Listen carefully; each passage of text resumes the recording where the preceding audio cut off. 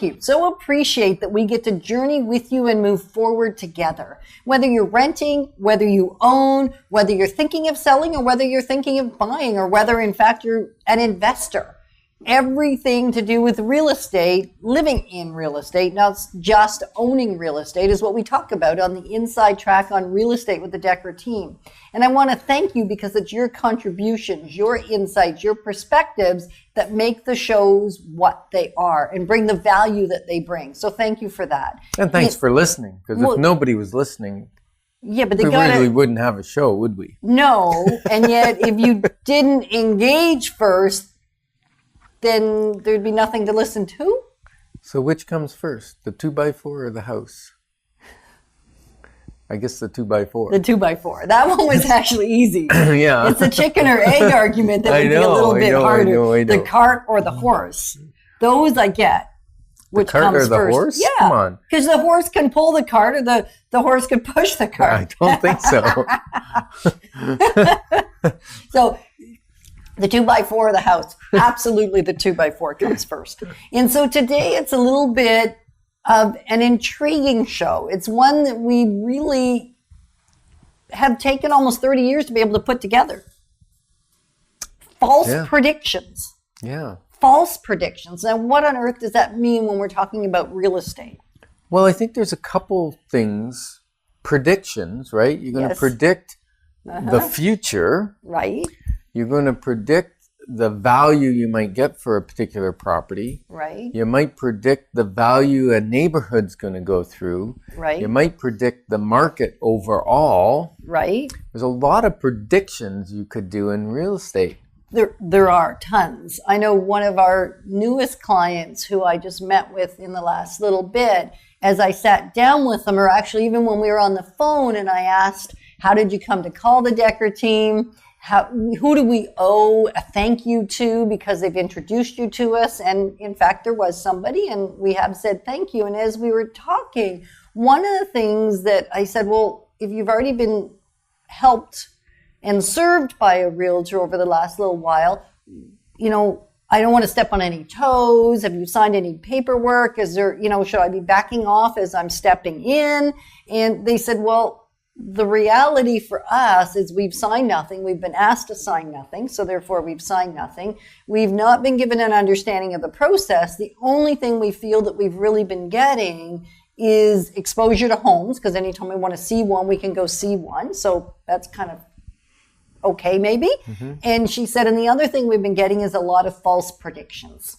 We've been being told that, hey, this one is going to sell before you know it. It's going to sell before your very eyes. So if you like it, you're going to need to buy it now. And then a month later, it's still there? Yeah. Or this one is going to sell at this much above market value. Or this one's going to sell below market value. Or this one, whatever it is. And she just said, you know, after months of hearing false predictions, they said, I just don't have any confidence. I just don't know what to think, because if we're going to make a prediction, let's hope it's not false. Mm-hmm. And so does that mean we never get it wrong? No, I often will say I do not have a crystal ball. Here is the expectation. I believe this home is probable. It's positioned. It's at the right price. It's in the right condition. It's in the right neighborhood to probably see multiple offers. This one, on the other hand, is likely going to take a long time. And occasionally those ones that are going to take a long time don't. And occasionally those ones that you believe will likely sell above market don't. Hey, maybe we should be like the weatherman. Yeah. There's a 20% chance your house will sell at this price.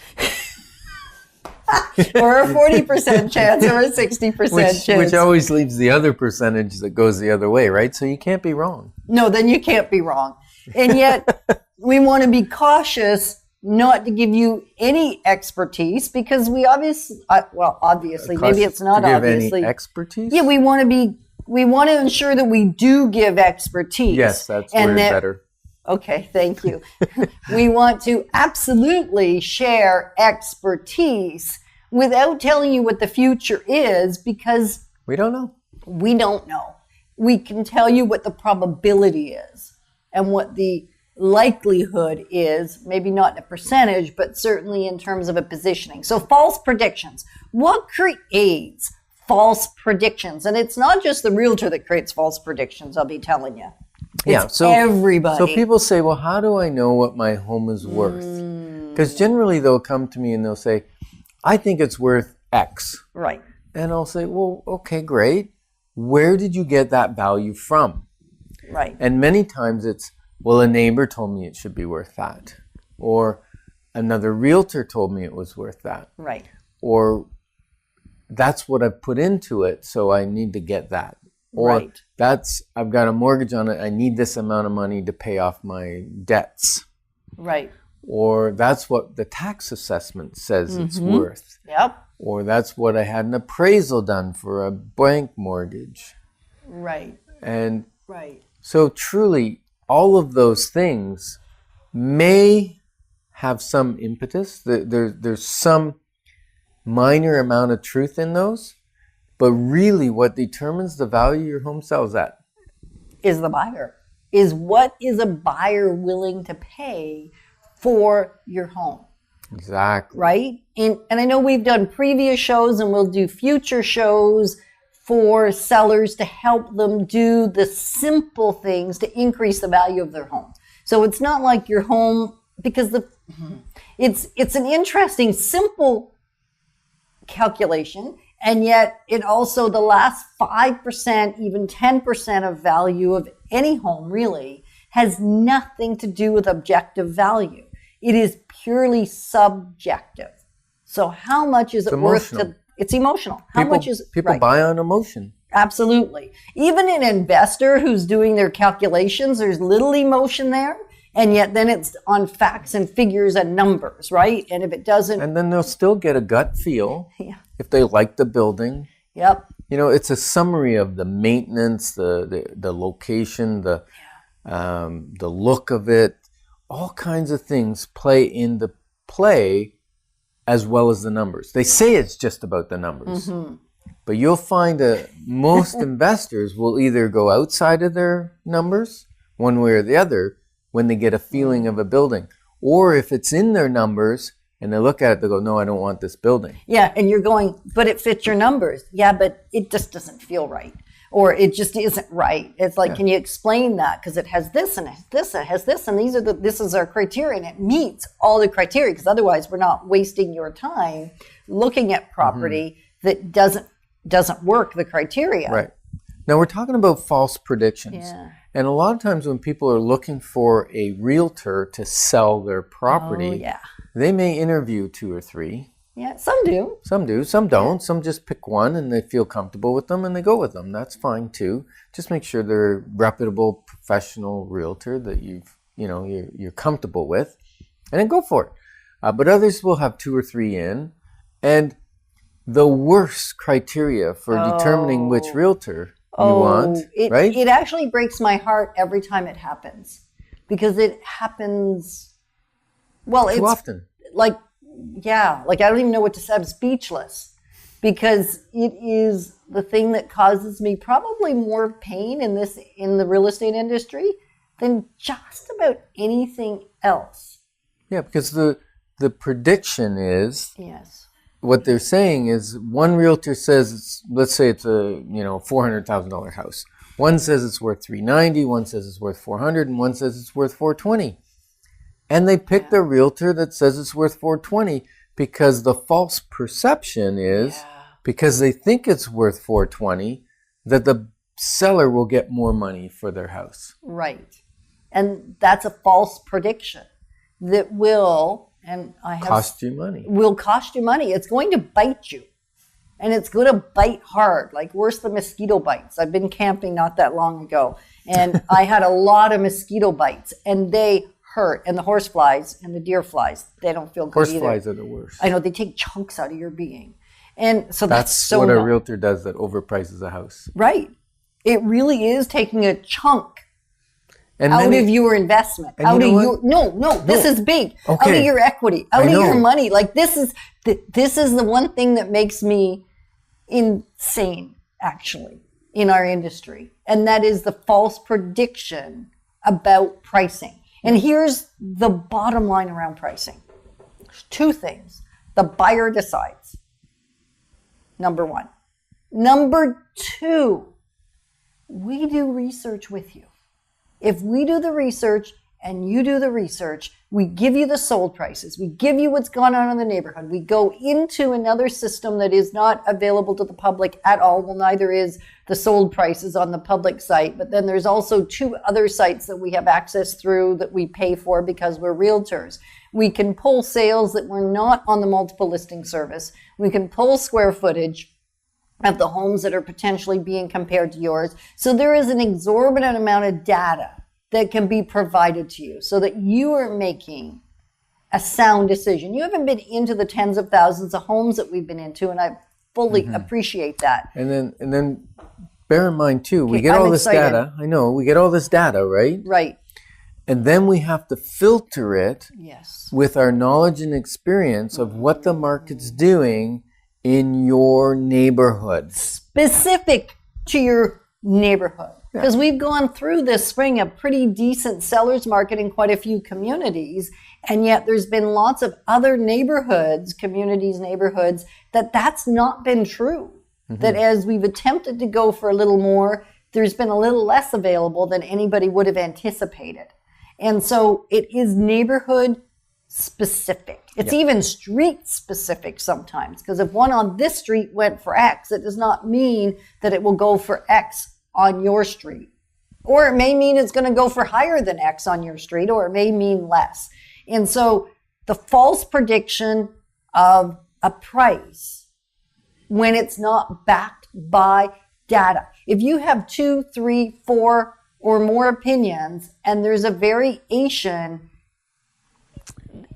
it's just somebody's not assessing the information properly. Yeah. So and sometimes dig into the information. Like, we will give it to you. We engage you, implore you, ask you, please look at the data. It's not about me convincing you of anything. It's about you making a sound, solid, informed decision about what price to put it at. Because there's nothing false about doing your homework, your life work, really looking at the data. So we don't get to make the data. We don't get to make the market, but we certainly get to interpret it.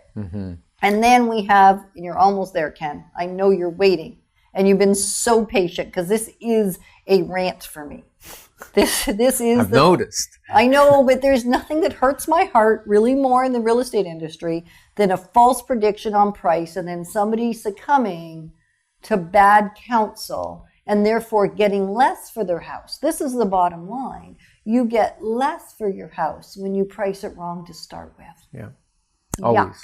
Pretty much always. I think that is one of those few times that we're allowed to say always, and maybe it's almost always.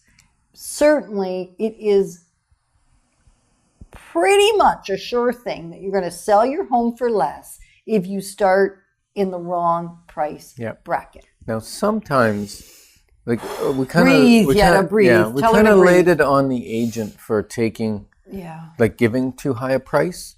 Yeah. Sometimes the agent's not willing to walk away from a listing at a high price. So let's say you think it's worth a lot more for whatever reason than what the market's showing, and your realtor's not a strong negotiator, both with you and with other people then. Right. But they don't negotiate strongly with you that that's the wrong price.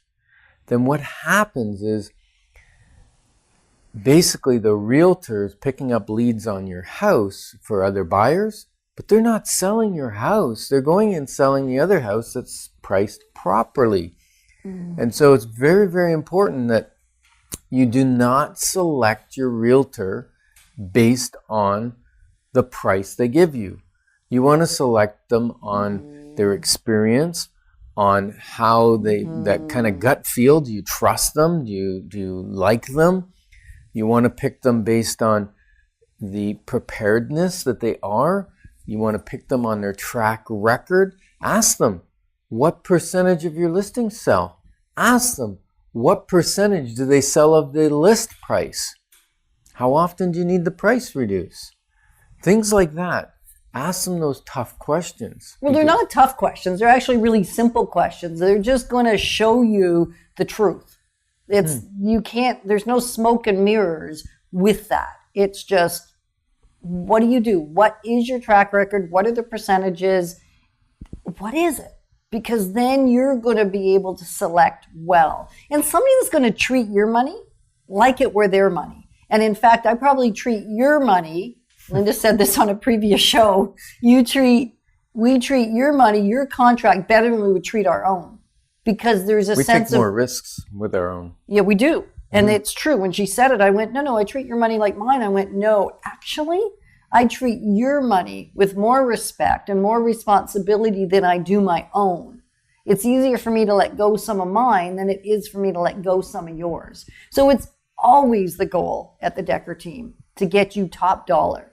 You know, we offered on another show, or we're going to, I can't remember where we're at. I know we've talked about a report that we're going to be giving you for free that is top dollar at deckerteam.com. So I'm even going to give you the opportunity on this one. If you want a copy of that report, then top dollar at deckerteam.com will get you a report and our comprehensive checklist as well. We'll give it to you free, that we use when we go through a home to ensure that you in fact get top dollar. So it's not, the false predictions piece is not that we don't want your house to sell for the most. We absolutely want your house to sell for the most. And false predictions will often cause it not to. Mm-hmm. So another thing that causes it is not looking through a buyer's eyes. As a seller, we always think our property is worth more. Yep. Probably than it is. When you think of selling your car, you probably think it's worth more than it really is. Right. When most sellers go to, not all, but most sellers go to sell their house, they think it's worth more than it really is. Right. Not always, but sometimes. And so we want to interpret those facts. And we don't want to look at the for sale properties. Very little. We want to know what's there. They're our competition. Yeah. But because they're priced at, let's say, $400,000, that doesn't mean that even if it's a very similar house as yours, doesn't mean yours will sell at $400,000. We need to look at the sold properties more than the active properties, because they might be false predictors of what other people thought their house might be worth. And that's often the case. There's a property I just brought to market and we priced it within $5,000 of where a current active listing has been sitting, which is a very comparable home to the one comparable, certainly relevant. And in fact, in this case, it is quite comparable, sitting and not getting any activity. So for the sake of $5,000, which was never there anyway, because that home has not sold, we priced it just under and we sold in basically one day. So it was exactly right on the money. And that really just has to do with accurate analysis. So I won't even call it a prediction as much as an analysis. And we're looking at relevant properties. Well, analysis is past data. Right. Prediction is future. Right. So we do both. And we use the data, the truth, to determine where we believe, based on where the market's going, experience, where the pricing should be. Yeah. Now, we get it usually right. Yeah, we usually do, because there's so much experience behind it. There's a property client called the other day and wanted to sell her property. And I said, oh, what do you think the value is? Because I want to know where your brain is. What do you believe to be true about your neighborhood? Because if you won't have a real conversation with me, it's pretty hard for the conversation to be one-sided, even on pricing. So I said, well, she goes, well, one of the neighbors sold for X. And I said, really? Because I had already pulled just a quick line listing to see a snapshot of that neighborhood and that kind of relevant kind of property. And so I knew kind of where it should be. And it was out by about $25,000 and it was a lower priced property. So that was a lot, right? It was over 10%. Mm-hmm. And so I was kind of confused and I thought, well, how's that possible? Because I don't see any sales. She goes, well, it wasn't that long ago. So I thought, okay, So I spent a fair bit of time in the research mode to figure out why. And what I did is I went back about 10 years in the marketing or the sale prices of that area. And what I found is that about 5 years ago, the prices had actually peaked high in that community and continued to stay there and maybe increase slightly and then start to come down. So the price that she told me, what I could actually find the sale, it was over 2 years ago, so it wasn't a recent sale. Didn't she say it was recent? Yeah, well, in her mind, it was recent. 2 years is recent. Well, when Okay. you've lived in a home for 30 years, Oh, yeah. 2 years ago is recent, right? So Okay. it's all relative. Mm-hmm. And so it was recent in the theme, in relation to her tenure in the property or in that community. So she was still going to sell for way more than she sold it for because she had owned it for so long. And More yet, than she bought it for. when she bought it, now what did I say? Sold it for. Oh, yeah, buy it when she bought it. And yet what was interesting was by looking at the history of that community, you could see that the prices now were significantly lower than they were, say, 3 years ago and 5 years ago. And I had to go back about 10 years to get where, or 8 years, I guess, to get where it was now, Wow. which is not typical for the Ottawa market, right? For the most part, homes did not peak out 5 years ago, right? They're coming up now rather than not. And so looking at the bigger picture is my job. Rather than it would have been so much easier just go, oh, okay, well, that's what it sold for, and not look at everything else and actually be able to have a solid conversation about value. Is it news she wanted? No. And if we put it on the market where the last one sold or even increase the price, because of course it's going to be worth more today is the thinking process than it was then. Yeah, but not always. But not always, and not always. And so that relevant data may not just be short term. It may mean that we have to do more evaluation to get a good answer. Mm-hmm. Right. Yeah. And then the other thing that is false is because you put it at a price, you have to keep it at that price. Right? And so we generally say if you've got 10 or 12 showings and no offers, or you've got no showings in 2 weeks. 2 If weeks. there's 2 week period with no showings, the realtors are telling us We got that the wrong price. got the wrong price. And if you even have 7 showings, anything 7 to 9, depending on the time of year, 10, 12 is actually a fair bit and would have to be an in-town property, not In a the country summer. property in the spring, Spring, summer. Then, because it varies throughout the year. So you really need us to provide you what the right data is for this time of year, because it does fluctuate. In the spring, you have more lookers because they're not all motivated bona fide buyers. In the winter, you would have less people in because they're motivated bona fide buyers, or they're not out there slugging in the nasty weather and in the dark nights and the short days and all that stuff. And so knowing what the statistics should be in terms of how many showings and then I expect an offer, or how frequently the showing should be taking place, will indicate whether or not the property is being received well in the marketplace, meaning it's not priced relative to what it offers. Yeah. And so knowing that, watching that market, and then adjusting regularly. It's kind of like a power of sales strategy. Power of sales strategy, when you go with the bank, basically just goes, every 45 days, we're gonna lower the price. Yep. Could be 3-5%, whatever their strategy is. We're gonna lower the price every 45 days or 30 days Yep. until it sells, Right. because then the market's determining the value. So not always when a power for sale comes up for sale is it actually a good value. Often Quite it's often they're horrible. overpriced for the Horrible. condition, Yeah. and you got to wait for it. Got to wait for it to come down or negotiate hard. But the problem is the bank's got to.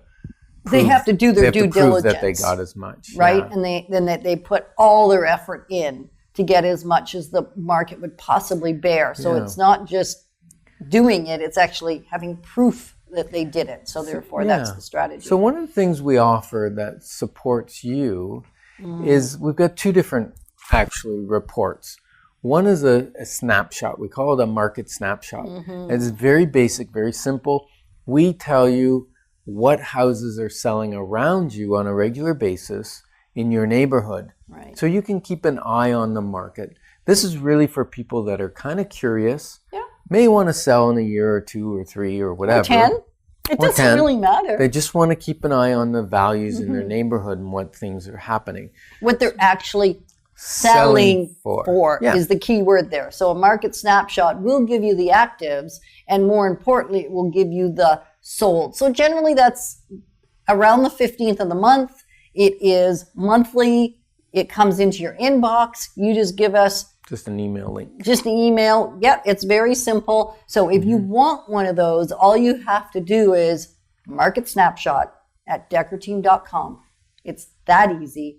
Tell us, really, you don't have to tell us anything other than I want a market snapshot, and then we will ask you the few basic questions that we need so that we can provide you the right market snapshot for your neighborhood. So market snapshot at deckerteam.com will give you the General data Right. for your area. Right. Now, if you're more serious and you're thinking, you know what? I may want to sell in the next 6 months, year, 3 months. I'm going to sell tomorrow or the next day or whatever. Then what you want is you want a relevant property search. Right. And so then we're going to need to talk to you. Yeah, we do a phone consultation, and they take anywhere from 10 minutes to an hour, depending on who you are and where your questions are. So just a ideally quick phone conversation so we can get the relevant data and provide you a relevant market. And then we're going to actually go and present that information to you Right. so that you can ask us questions and we can really delve and see your property, because generally on the phone we get an idea. We do all our market research. We've got a range of price, and then we narrow that range when we come and see your property. We narrow it with you. Yeah. Yeah. Because we'll provide you the data. And again, back to the top, there can't be any false prediction when we're looking at the relevant data together and assessing it. Okay. So if they want that type of evaluation, then I would say just email info@DeckerTeam, and one of us will give you a call. Just say, I'd like to know the value of my house, thinking of selling. We'll give you a call, set that up, and really serve you to a high level so you can make a wise decision if you want to sell, if you don't want to sell, if you want to wait, or That's you want all to good. rent. Yep. Any of those things. We're here to serve you to make a great decision. Right. So make a great decision. You've got lots of email addresses, lots of action you can take, and we'll take action and move forward with you. So thanks for moving forward together.